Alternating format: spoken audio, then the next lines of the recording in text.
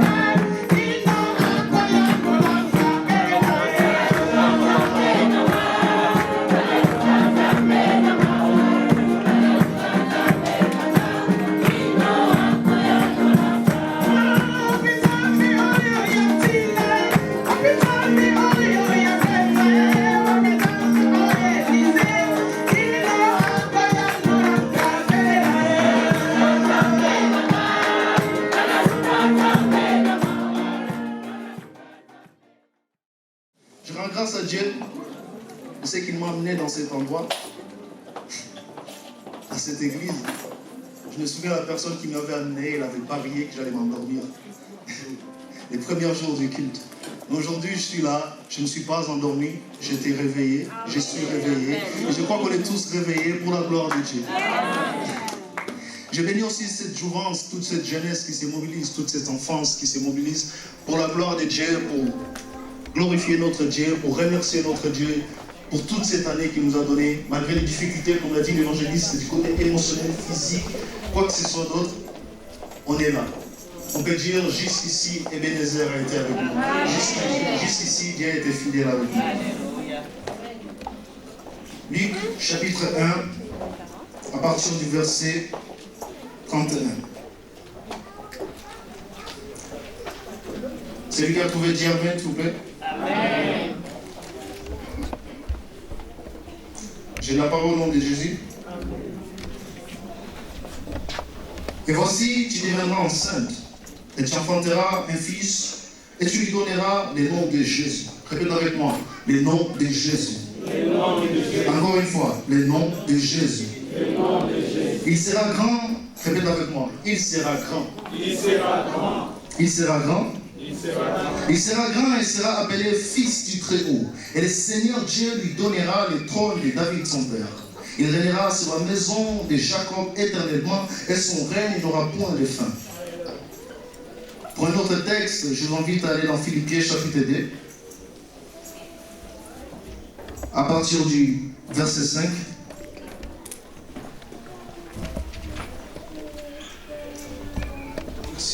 J'ai la parole du Seigneur. Ayez en vous les sentiments qui étaient en Jésus-Christ, lesquels, existant en forme de Dieu, n'a point regardé comme une proie arrachée d'être égal avec Dieu. Mais il s'est dépouillé lui-même en prenant une forme de serviteur, en devenant semblable aux hommes, ayant paru comme un simple homme. Il s'est humilié lui-même et se rendant obéissant jusqu'à la mort, même jusqu'à la mort de la croix. C'est pourquoi aussi Dieu l'a souverainement élevé. Répète avec moi, souverainement élevé. Encore une fois, souverainement élevé. Et lui a donné le nom qui est au-dessus de tous les noms. Oh my God. On peut répéter ça s'il vous plaît. Il lui a donné le nom qui est au-dessus de tous les noms. Il lui a donné le nom qui est au-dessus de tous les noms. Afin qu'au nom de Jésus, tout genou fléchisse dans les cieux, sur la terre et sous la terre, et que toute langue confesse que Jésus-Christ est Seigneur, à la gloire de Dieu le Père. Amen. Amen. Notre Dieu est quelqu'un de très merveilleux, quelqu'un de fidèle. Très souvent, j'aime dire que Dieu est quelqu'un qui joue aux échecs alors que ses adversaires se contentent de jouer aux dames. C'est quelqu'un qui joue à un jeu beaucoup plus complexe, beaucoup plus compliqué que ceux qui jouent ses adversaires. Dieu est quelqu'un, un des attributs de Dieu, un des noms qui caractérise Dieu. En hébreu, on dit El Elyon. El Elyon qui veut dire Dieu très haut. Quelqu'un qui est au-dessus de tout le monde, de toutes les choses. On le sait que notre Dieu est très haut, parce qu'on veut dire qu'il est souverainement élevé. Quelqu'un de très haut, quelqu'un d'élevé, quelqu'un qui est placé sur un pédestal, a une vision complètement différente par rapport à quelqu'un qui est assis dans un autre endroit. C'est pour ça que je dis, Dieu est quelqu'un qui joue aux échecs alors que les autres se contentent de jouer aux dames. Quelqu'un qui joue aux échecs joue un jeu beaucoup plus complexe. Il a une vision beaucoup plus différente que celui qui joue aux dames. Dieu, étant celui qui est très haut, il a une vision très haute des choses. Amen. Il a une vision différente des choses. Quelqu'un qui a une vision très haute des choses, c'est quelqu'un qui a une vision globale des choses. Il a une vue d'ensemble sur toutes les choses. C'est quelqu'un qui a une vue lointaine sur les choses. C'est-à-dire, il est capable de voir dans les temps et dans l'espace. C'est quelqu'un aussi dont la vision comprend tous les détails. N'oublie aucun détail. Amen. Et il y a un plan merveilleux que Dieu a commencé depuis Genèse 3, chapitre 3, verset 15. Quand l'homme a péché, il a dit au serpent, la postérité de la femme écrasera la tienne. Dieu, depuis cet instant, il a prévu la venue de Jésus-Christ. Depuis ce moment-là, il a mis en place un plan B pour créer un monde parfait. Amen. Amen. Depuis cet instant, Dieu s'est dit, je vais mettre mon fils. Et on sait tous que les plans de Dieu sont parfaits. Il a dit, je forme pour vous. Je connais les plans que je formais pour vous. Les plans de bonheur et non de malheur. Afin que vous ayez un avenir rassuré. Amen. Amen. Dieu avait prévu donc la venue de Jésus-Christ depuis longtemps, depuis Éden, depuis le commencement de toutes choses. Le Dieu très haut, il a été patient. Il a placé toutes les choses qui étaient favorables à la venue de son Fils. Il a attendu. Il a envoyé des prophètes prophétiser que son Fils allait venir. Jésus, c'est celui dont Ésaïe parle. C'est celui dont Michée parle. C'est celui dont l'Ancien Testament fait l'apogée. C'est celui dont l'Ancien Testament représente et préfigure. Dans sa mission, dans sa venue, dans les rôles qu'il allait jouer dans la vie de tout le monde. La Bible dit, de même qu'il a été un sujet de tristesse pour beaucoup, tant son visage était défiguré, tant son visage différait de ceux des fils de l'homme, et même qu'il sera un sujet de joie pour plusieurs. Dieu est quelqu'un de merveilleux. Il a amené son plan. Il faut comprendre que ce plan amené Jésus-Christ au monde, ce n'est pas un plan quelconque. C'est le plan le plus majestueux de Dieu. C'est le plan qu'il a consacré plus d'efforts. C'est le plan qu'il a façonné avec plus d'attention. Mais pour le mettre en œuvre, pour le réaliser, Dieu choisit une jeune fille. Tu ne m'as pas compris. Je vais te dire que dans ta vie, les plans que Dieu a dans ta vie, il va les commencer par la simplicité. Il choisit une personne qui n'a pas d'expérience, une adolescente, quelqu'un qui ne connaît pas un homme, pour mettre en place sa mission, pour mettre en place son rêve le plus précieux. Et Marie est le biais par lequel Jésus va naître. Et l'ange lui dit, Jésus envoie donc l'ange pour lui dire, écoute Marie, tu vas devenir enceinte par la vertu du Saint-Esprit, et tu enfanteras un fils. Tu lui donneras le nom de Jésus. C'est là où est concentré mon message. Là, mon thème de ce matin, c'est le nom de Jésus. Les noms, il dit, tu lui donneras le nom de Jésus. Les noms, d'après la grammatique et l'anthroponymie, qui est ce qui étudie les noms des êtres humains, c'est un mot qui désigne quelqu'un. C'est un mot qui définit quelqu'un. C'est un mot qui différencie quelqu'un. C'est un mot qui distingue quelqu'un. Par exemple, à l'église, on a deux personnes qui s'appellent Daniel. Mais on choisit d'appeler un Dani et un autre Daniel. Quand on dit Papa Dani sait qu'on parle de lui. Quand on dit frère Daniel, le frère il sait qu'on parle de lui. On peut les distinguer par leur nom. Ils ont le même prénom, mais on a mis un diminutif chez l'un et on a laissé les prénoms en soi chez l'autre pour différencier ces personnes. Amen. Les noms est quelque chose qui représente la personne. Le nom de Jésus, Jésus en soi, veut dire Yeshua sauve. L'Éternel est le salut. Le nom de Jésus veut dire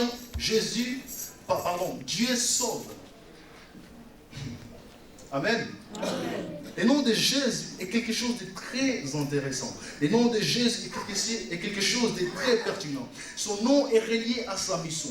Par là, Dieu dit, quand on dit Jésus-Christ, on est en train de dire que Dieu sauve à travers le Messie. Dieu sauve à travers les choisis. Dieu sauve à travers loin de Dieu. Amen. Son nom est merveilleux. Ce nom est quelque chose de particulier.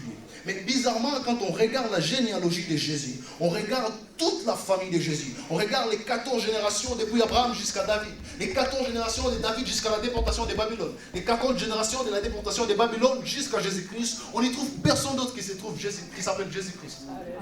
Yes.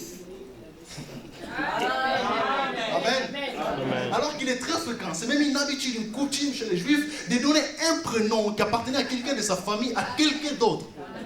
Ou à un fils qui vient de naître. Par exemple, mon arrière-grand-père du côté paternel s'appelait Paul. Mon père s'appelle Paul. Mon petit frère s'appelle Paul. C'est même une habitude, une coutume que nous avons intégrée à notre mode de vie. Mais bizarrement, quand on regarde la généalogie de Jésus, 42 personnes vont précéder Jésus, mais personne ne s'appelait Jésus auparavant. Tout ça pourquoi? Pour dire quoi? Que Jésus n'est pas un nom quelconque. Que Jésus n'est pas un nom comme c'est les autres. Jésus est un nom qui n'a pas été choisi par Marie ni par Joseph. Jésus n'est pas un nom qui vient de la terre ni de la volonté d'un homme, ni de la volonté du sang, ni de la volonté de la chair. Jésus est un nom qui vient d'en haut. Jésus est un nom qui vient d'en haut. Jésus est un nom qui vient du ciel. Or, celui qui vient d'en haut est supérieur à celui qui est d'en bas.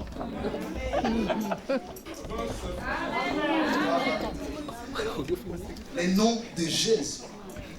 Mais l'ange Gabriel vient et nous dit que ce nom a été imposé par Dieu lui-même. Il dit, Marie, écoute, tu ne vas pas choisir le nom de ton fils, bien que c'est toi qui vas l'enfanter, mais tu ne vas pas donner le nom que tu veux. C'est le ciel qui va donner ce nom. Et tu vas donner un nom précis. Ce nom, c'est Jésus. Ce nom, c'est Dieu qui l'a choisi. Ce nom, c'est Dieu qui l'a imposé. Et même que nous, quand on est né, c'est nos parents qui choisissent nos prénoms que l'on porte. Ou les noms de famille que l'on porte. On ne les choisit pas. Des fois, on grandit, on se rend compte de la signification de ce nom. On se dit, mais non, j'aurais pas dû avoir ça. Ça ne correspond pas. Je me souviens, moi, je plairais, j'ai un nom de famille, Chiamalembe, qui veut dire quelqu'un de lent, ou quelqu'un qui fait les choses lentement. Je me souviens, quand j'étais enfant, je détestais ce nom. Je pleurais tellement, je disais, Père, change-moi ce nom, papa. Change-moi ce nom, je l'aime pas, je l'aime pas. Il me disait, c'est le nom de famille de ta mère, et c'est la loi, elle nous impose. De même qu'il a été imposé à Lucas, les prénoms de Lucas, les noms de Jésus a été imposé par Dieu lui-même, par son Père. Amen. Et je disais donc que le nom de Jésus n'est pas un nom quelconque. Le nom de Jésus n'est pas un nom comme les autres. Et l'ange Gabriel vient et il nous dit, il s'appellera Jésus. Mais c'est pas tout. Il nous décrit cette personne. Il nous donne la description de Jésus-Christ. Vous savez, quand on donne la description de quelqu'un, c'est qu'on puisse la reconnaître quelque part. Et quand on verra cette personne, on dit « Waouh, c'est vraiment lui ». Quand on nous dit que le frère Daniel, c'est quelqu'un qui est un peu costaud. Quand on nous dit que le pasteur, c'est quelqu'un de très beau, on se dit « Mais waouh ». Et quand on lui fait, on se dit « Je lui connais, c'est vrai, c'est lui ». Quand on nous dit que l'évangéliste Mire, c'est quelqu'un de très agité, c'est quelqu'un qui a beaucoup d'énergie à dépenser. Et là, on se dit « Mais... » Et quand on y entre à l'église, on lui voit, on dit « Ah, ça doit être lui l'évangéliste Mire ». Quand on donne la description de quelqu'un, c'est pour reconnaître cette personne parmi plusieurs. Les noms de Jésus ne suffit pas, l'ange nous donne aussi la description de Jésus. Il y a une chose que j'aime, il dit « Il sera grand ». Alléluia. Il dit « Et voici, tu deviendras enceinte, tu enfanteras un fils et tu lui donneras le nom de Jésus ». Il dit « Il sera grand ». Et il sera appelé fils du Très-Haut. Il nous parle de la grandeur. Il nous parle de la gloire. Il sera appelé fils du Très-Haut. Et l'Éternel lui donnera les trônes de son père David. Il régnera sur la maison de Jacob éternellement. Là, quand on lit les mots gloire, et qu'on poursuit la suite, on se dit, sa grandeur, sa gloire, c'est limite à la royauté. On se dit, il va sûrement être le plus grand roi que ce pays n'ait jamais connu. Il va sûrement être le roi le plus ingénieux que ce pays n'ait jamais connu. Mais l'apôtre Paul nous dit que la grandeur de Jésus ne se trouve pas en la personne en soi. La grandeur de Jésus ne se trouve pas en son corps physiquement. La grandeur de Jésus ne se trouve pas à quelqu'un que l'on peut palper. La grandeur de Jésus ne se trouve pas à un être tangible. La grandeur de Jésus se trouve dans son nom. Amen. Amen. Il dit, il est souverainement élevé. Dieu lui a souverainement élevé. Et lui a donné les noms qui est au-dessus de tous les noms. Je dis les mots, c'est pour désigner quelqu'un. C'est pour distinguer quelqu'un. Quand on dit Lucas, on sait qui est Lucas. Mais quand on dit Jésus, on se dit c'est quelqu'un de très glorieux, c'est quelqu'un de très haut. Qui c'est lui qui a le nom le au-dessus de tous les noms. La grandeur de Jésus ne se trouve pas en la personne. La grandeur de Jésus se trouve en son nom. Voilà pourquoi aujourd'hui, même lorsque les démons viennent nous tenter, tu lui dis, tu connais Jésus? Il se barre. Pourquoi? Il connaît ce nom. Il sait la puissance qui est cachée derrière ce nom. La grandeur de Jésus-Christ n'est pas en lui-même. En lui, Dieu a mis toute son affection. Mais en son nom, Dieu a mis toute la gloire. Au nom de Jésus-Christ, il a attribué tous les prestiges, toute la puissance. Et le nom de Jésus-Christ est un nom puissant. La Bible dit tout genou fléchit.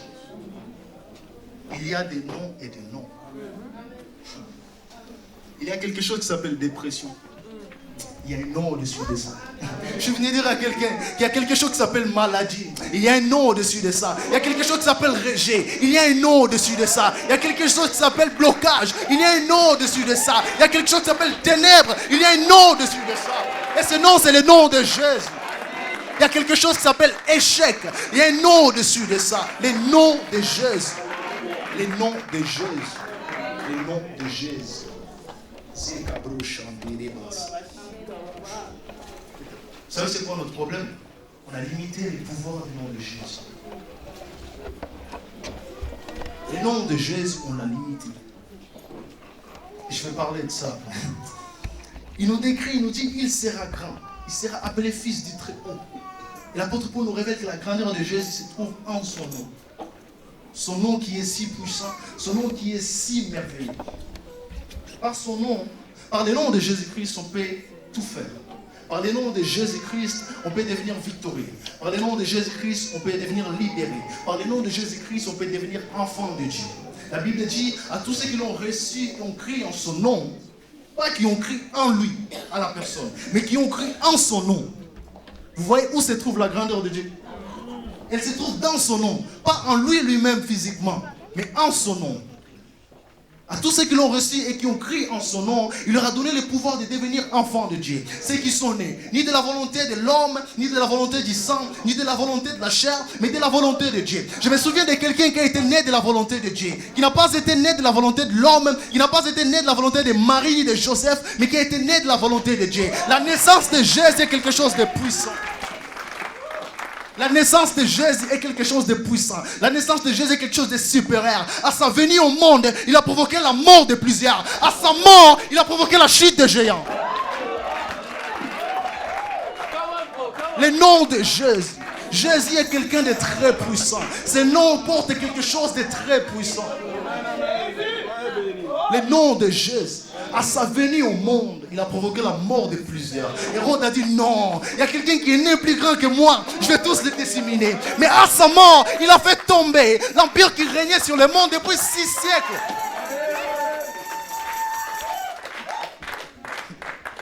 Le nom de Jésus, le nom puissant. Le nom de Jésus a une puissance. Peut-être tu as un nom qu'on t'a imposé qui signifie maladie. Peut-être tu as un nom qu'on t'a imposé qui signifie disgrâce. Peut-être que tu as un nom qu'on t'a imposé qui signifie douceur. Comme moi, mon nom signifie lenteur. Je dis non, j'impose le nom de Jésus. Je suis un enfant de Dieu. Je ne suis pas, né de la volonté de Dieu, de la volonté de l'homme, pardon. Je ne suis pas né de la volonté du sang ni de la chair. Je suis né de la volonté de Dieu. Alors j'impose ce nom sur mon nom. Tu es un enfant de Dieu. Je vais te dire ce matin que tu as l'autorité d'imposer le nom de Jésus sur ton nom. Que tu as l'autorité d'imposer le nom de Jésus sur les circonstances. Que tu as l'autorité d'imposer le nom de Jésus. Si Jésus lui-même en personne a pu dire à la tempête, arrête-toi, silence. Imagine son nom. La puissance du nom de Jésus. La puissance de Jésus n'est pas en lui. Il se trouve en son nom. Le nom de Jésus. Le nom de Jésus. Par son nom, on peut devenir enfant de Dieu. On peut s'adresser au Père, à Dieu en disant Père. On peut s'adresser à Jésus en disant Père. Parce que Philippe a dit à Jésus, montre-nous le Père et cela nous suffit. Et Jésus lui a dit, mais pendant tout ce temps que je suis avec toi, tu n'as pas reconnu le Père en moi.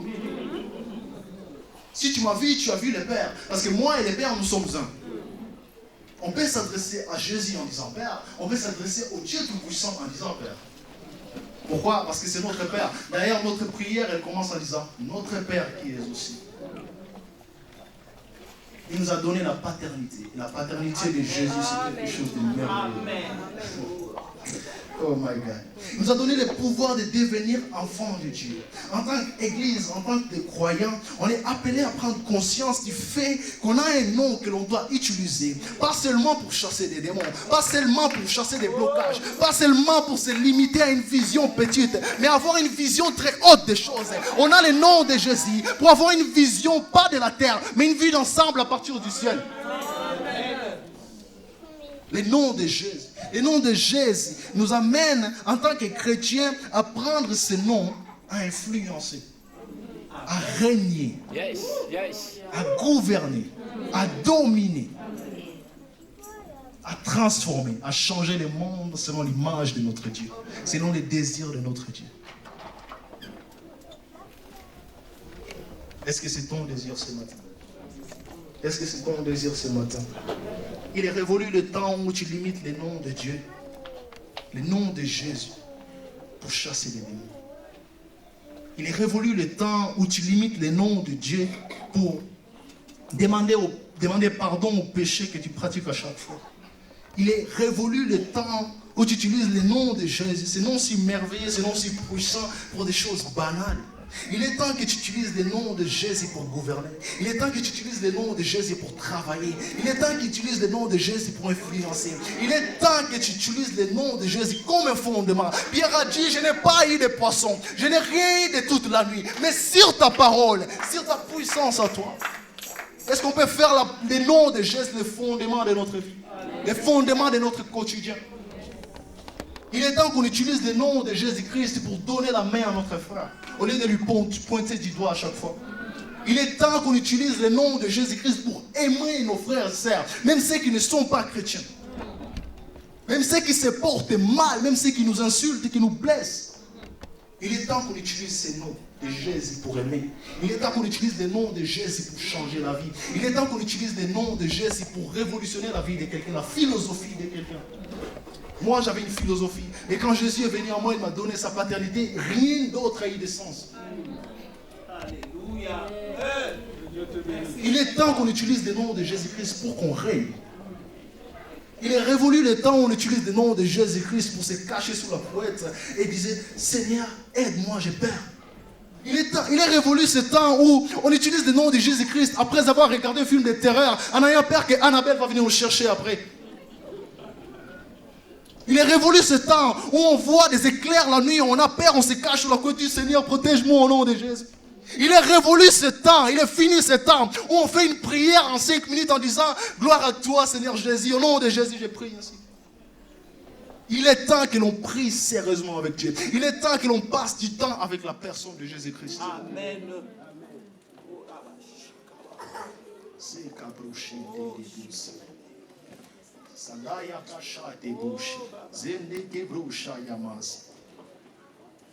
Je vais parler à un enfant, à un fils.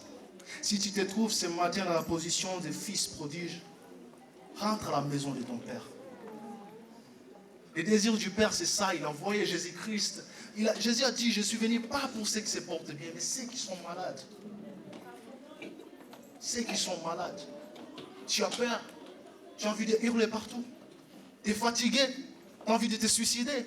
Rentre à la maison du Père. Rentre dans la demeure du Père. Va chercher le Père.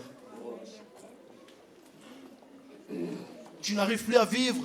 Tout te semble inutile. Et tu veux tout abandonner. Rentre à la maison du Père. Il a envoyé Jésus-Christ pour que se réconcilie avec lui. Pour qu'il n'y ait plus d'inimité entre nous et le Père. Retournons à la maison de notre Père. Et quand tu entreras, ne va pas par la fenêtre, va par la porte. Car Jésus a dit, je suis la porte. Celui qui passe par moi en entrant... Oh my God. Il a dit, je suis la porte. Celui qui passe par moi, il entrera et il sortira. Et il trouvera des pâturages. Entre par la porte, tu dis Seigneur, oui j'ai péché, oui je me suis mal adressé face à toi, mais Seigneur Dieu est tout puissant, pardonne-moi au nom de Jésus. Réfère-toi à celui qui est grand. Je me souviens que Néhémie, Daniel et Jean ont dit, Éternel grand et redoutable, écoute ma prière.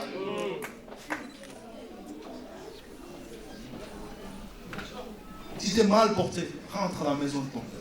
La Bible dit que lorsqu'il faisait un pas vers le Père en faisait 10. Il était sale en mangeant la nourriture des porcs, le Père lui a fait un câlin. Il a dit, j'ai préparé une robe neuve pour toi. J'ai préparé quelque chose de spécial pour toi. Le plus beau animal, je l'ai tué pour toi. Rentre à la maison de ton Père.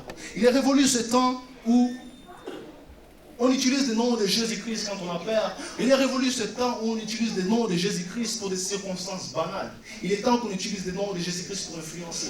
Il est temps qu'on utilise le nom de Jésus-Christ tel un fondement pour toucher la vie des gens. Il est temps qu'on utilise le nom de Jésus-Christ tel un fondement pour être prophétique dans la société. Il est temps qu'on utilise le nom de Jésus-Christ tel un fondement de venir vers ton camarade de classe, vers ton collègue du travail et dire, écoute, je ne sais pas si tu crois en Dieu, mais ce soir je priais pour toi. Et Dieu m'a montré ceci, cela. Yes. Là, ils vont se dire, mais waouh, c'est pas possible. Il est temps qu'on soit prophétique. Il est temps qu'on utilise ces noms pour gagner des âmes. C'est ça le désir de Dieu. Amener ses enfants à la maison. Le plus grand désir de Dieu, le plus grand désir de Dieu, c'est que tous les hommes se repentissent de leurs péchés et qu'ils rentrent à la maison de leur Père. Qu'ils donnent leur vie à Jésus-Christ. Qu'ils acceptent Jésus-Christ, pas comme. Je suis devenu comme pasteur Élisée, pasteur Hélène, j'aime plus ça, pas comme. En étant Seigneur et Sauveur. Quand on dit comme, adjectif de comparaison, signifie qu'il est Seigneur et Sauveur quelque part, mais chez moi, il n'est pas si vrai que ça. Mais Dieu veut qu'ils reçoivent Jésus en étant Seigneur et Sauveur. Pour qu'à partir de ce moment, ils vivent en sainteté, en oubliant leur vie, en refusant de vivre pour eux-mêmes et pour faire uniquement la volonté de Dieu. C'est-à-dire être prophétique, être un gagnant d'âme, être celui qui va impacter les gens, la vie des gens, être celui qui est la raison du pourquoi et du comment de plusieurs, être celui qui est une source de bénédiction pour les autres. C'est lui qui, Jésus a dit, si tu bois un peu de l'eau que je t'apporte, tu seras un fleuve qui déverse des eaux vives. Il y a des eaux et des eaux. Il y a des eaux dans les citernes, mais qui ne sont pas potables. On a même des eaux dans les robinets, mais qui ne sont pas portables. Mais il dit des eaux vives. Des eaux vives. Est-ce que tu es porteur d'eau vive en toi? Est-ce qu'en toi, il se trouve des fleuves des eaux vives? Des fleuves des eaux vives.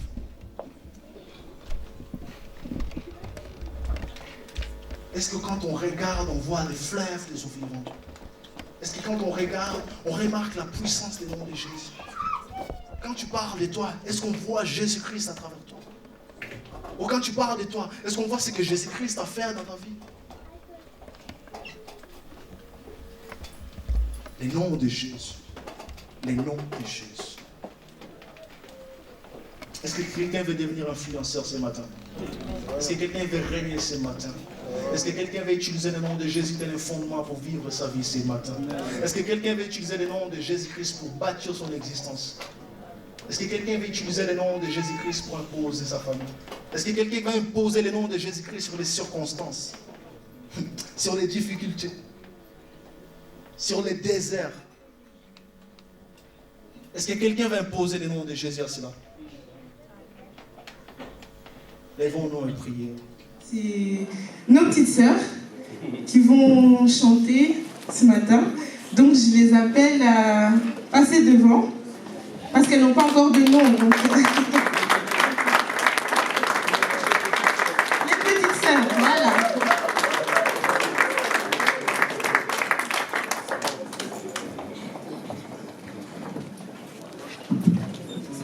Alléluia, alléluia, alléluia, na Yesu. Alléluia, alléluia, alléluia, na Yesu. Alléluia, alléluia, alléluia, na